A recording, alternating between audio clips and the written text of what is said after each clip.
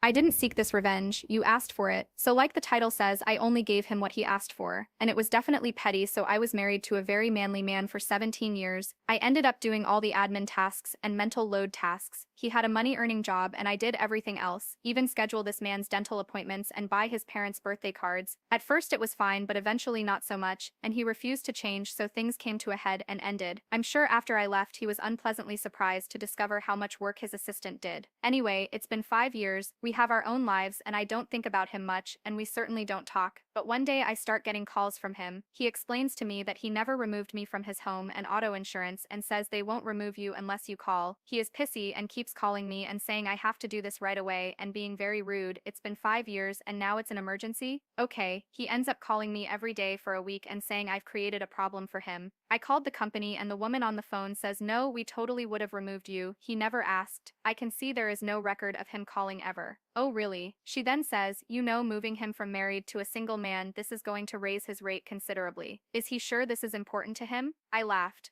Oh yes, very important. In fact, I haven't lived there for 5 years, so his current policy should really be backdated. She laughs and says yes, he's now going to get a large bill, not my problem anymore. Edit, okay. Since apparently this matters to people, I'm assuming the agent meant for the current contract policy, which means just this year. I honestly didn't ask BC. I don't really care, and that wasn't why I called them. And yes, he is under 40, so I think maybe that affects it. But again, I didn't ask. I don't spend a lot of brain power on this guy anymore. I do think PPL are probably right about him having a new girl that was upset, lol.